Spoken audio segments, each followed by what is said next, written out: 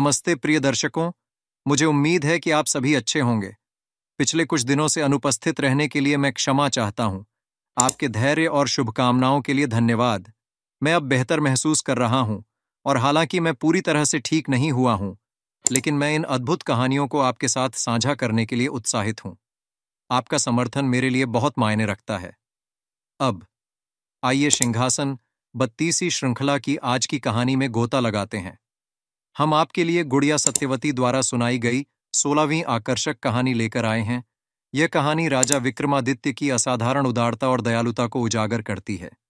आइए इस प्रेरक कथा में गोता लगाएं और देखें कि विक्रमादित्य को एक महान शासक क्या बनाता है। राजा विक्रमादित्य के दरबार में प्रतिदिन विभिन्न विषयों पर चर्चा होती थी।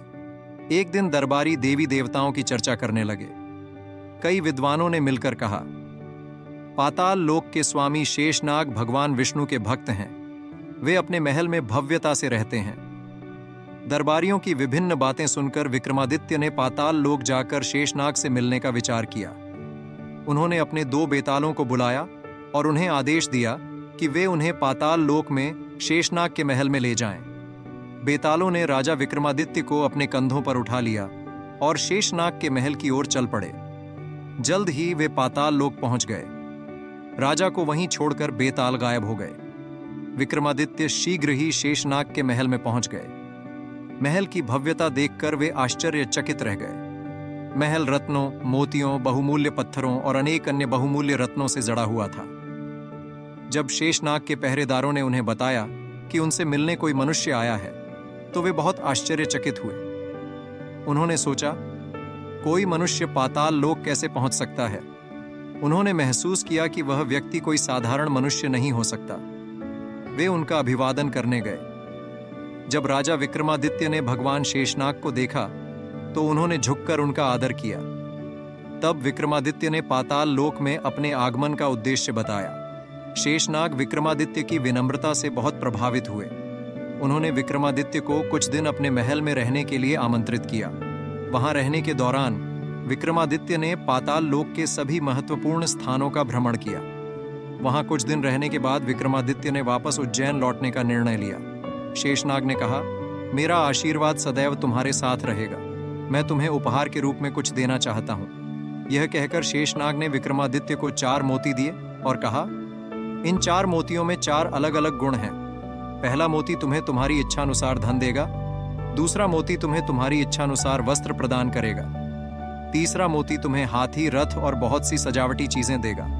और चौथा मोती तुम्हें यश, कीर्ति और ज्ञान प्रदान करेगा। विक्रमादित्य ने शेषनाग से 4 मोती सहर्ष स्वीकार किए, उन्हें धन्यवाद दिया और चले गए। उन्होंने फिर अपने बेतालों को बुलाया और उनसे उन्हें वापस उज्जैन ले जाने का अनुरोध किया। बेतालों ने राजा को अपने कंधों पर उठा लिया। उन्होंने उन्हें उज्जैन में छोड़ दिया और चले गए। महल की ओर जाते समय विक्रमादित्य की मुलाकात एक ब्राह्मण से हुई। ब्राह्मण ने राजा को प्रणाम किया और कहा, हे राजन, ऐसा लगता है कि आप प्रसन्न हैं। आपका चेहरा चमक रहा है। आप कहां से आ रहे हैं? वास्तव में मैं खुश हूं। इसका कारण यह है कि मैं अभी पाताल लोक की यात्रा से लौटा हूं। वहां मैंने भगवान शेषनाग से मुलाकात की। मैं धन्य महसूस कर रहा हूं। विक्रमादित्य ने उत्तर दिया, ओह, ये बहुत बढ़िया है। हम भी आप जैसे राजा के लिए धन्य हैं, जिन्होंने भगवान शेषनाग के दर्शन किए हैं। आपको उनसे कुछ उपहार अवश्य मिले होंगे? जिज्ञासु ब्राह्मण ने पूछा। हाँ, राजा ने उत्तर दिया और ब्राह्मण को 4 मोती दिखाए। मोती? ब्राह्मण ने बहुत निराश स्वर में कहा, आपके खजाने में पहले से ही ऐसे बहुत सारे मोती हैं। आपको वहां से कुछ अनोखे और दुर्लभ उपहार मिलने चाहिए थे। ये कोई साधारण मोती नहीं है, राजा विक्रमादित्य ने कहा, और उन्होंने ब्राह्मण को उनके गुणों के बारे में बताया। जब ब्राह्मण को उन मोतियों के गुणों के बारे में पता चला, तो उसने सोचा, हमारे राजा का क्या भाग्य है, और फिर कहा, राजा, आप बहुत भाग्यशाली हैं। देवी देवता भी आपको उपहार और भेंट देते हैं। क्या आपको नहीं लगता कि आपके राज्य के लोगों को भी आपके उपहारों पर कुछ अधिकार है? राजा विक्रमादित्य ब्राह्मण की बात का मतलब समझ गए और बोले, हाँ, तुम सही कह रहे हो। मुझे जो मोती उपहार में मिले हैं, उन्हें मेरे लोगों के साथ बांटना चाहिए। तुम इनमें से कोई भी मोती चुन सकते हो। ब्राह्मण उलझन में पड़ गया कि चारों में से कौन सा चुने। पहले उसने वह मोती चुना जो धन दे सकता था, फिर उसने वह मोती चुना जो वस्त्र दे सकता था। हालांकि वह ऐसा मोती भी चाहता था जो उसे ज्ञान और प्रसिद्धि दे सके। अंत में उसने राजा से कहा, मैं वास्तव में उलझन में हूं और यह तय नहीं कर पा रहा हूं कि कौन सा मोती चुनूं। यदि आप अनुमति दें तो क्या मैं अपने परिवार से सलाह ले सकता हूं? राजा विक्रमादित्य ने उसे ऐसा करने की अनुमति दे दी। ब्राह्मण जल्दी से अपने घर चला गया।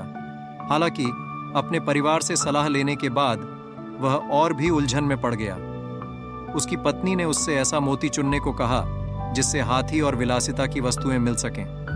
उसके एक बच्चे ने उससे ऐसा मोती चुनने को कहा जिससे वस्त्र मिल सके। दूसरे बच्चे ने उससे ऐसा मोती चुनने को कहा जिससे धन मिल सके, और वह स्वयं ऐसा मोती चुनना चाहता था जिससे उसे ज्ञान और प्रसिद्धि मिल सके। निर्णय न ले पाने के कारण ब्राह्मण विक्रमादित्य के पास लौट आया।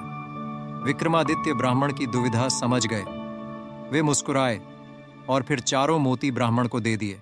इस प्रेरक कहानी का समापन करते हुए हमें राजा विक्रमादित्य की उदारता और दयालुता की याद आती है। दूसरों की मदद करने के लिए उनका अटूट संकल्प और समर्पण सच्चे नेतृत्व का उदाहरण है। हमारे पिछले प्रश्न का उत्तर है, खोपड़ी की माला पहनने वाले पुरुषों को कपालिक कहा जाता है। अब आज के प्रश्न के लिए राजा विक्रमादित्य ने पन्नालाल को क्या मदद की? हमारे अगले वीडियो में शामिल होने के अवसर के लिए कमेंट्स में अपना उत्तर दें। देखने के लिए धन्यवाद। अगर आपको यह कहानी पसंद आई तो कृपया वीडियो को लाइक करें, इसे अपने दोस्तों के साथ साझा करें और हिंदू पौराणिक कथाओं और इतिहास की और भी आकर्षक कहानियों के लिए हमारे चैनल को सब्सक्राइब करें। सिंहासन बत्तीसी की अगली आकर्षक कहानी के लिए बने रहें। नमस्ते।